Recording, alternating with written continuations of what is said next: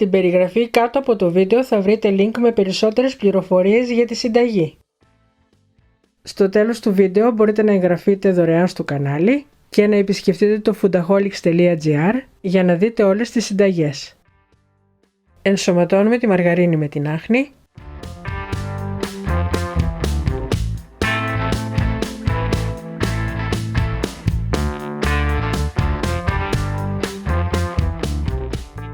Προσθέτουμε το σπορέλαιο, το αυγό, ανακατεύουμε,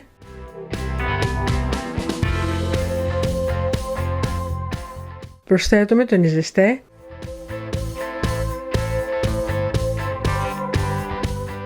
το μπέικιν,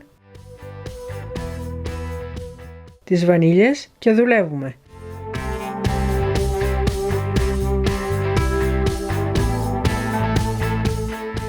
Τέλος προσθέτουμε λίγο το αλεύρι μέχρι που να γίνει η ζύμη.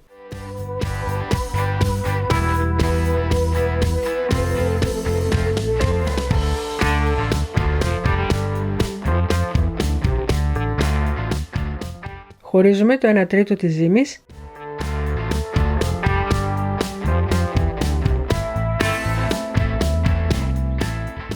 Προσθέτουμε το κακάο.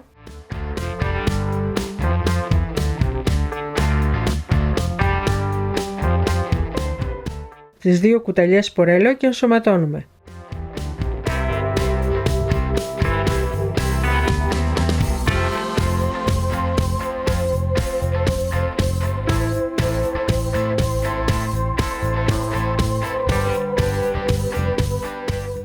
Πλάθουμε τη ζύμη κακάο.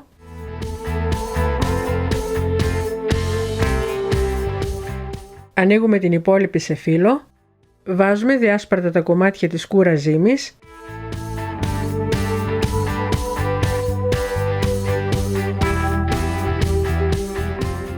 Πατάμε ελαφρώς με το χέρι να κολλήσουν. Σκεπάζουμε με αντικολλητικό χαρτί και τα ενώνουμε με τη βοήθεια του πλάστη.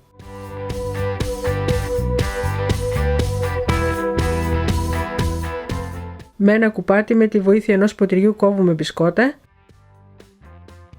Τα τοποθετούμε σε ταψί με αντικολλητικό χαρτί. Ψήνουμε στους 150 βαθμούς Κελσίου για 15 λεπτά. Κατεβάζουμε στους 120 και ψήνουμε για 15 με 20 λεπτά ακόμη. Καλή επιτυχία! Για να σας έρχεται ειδοποίηση για κάθε νέα μας συνταγή, πατήστε το καμπανάκι κάτω από το βίντεο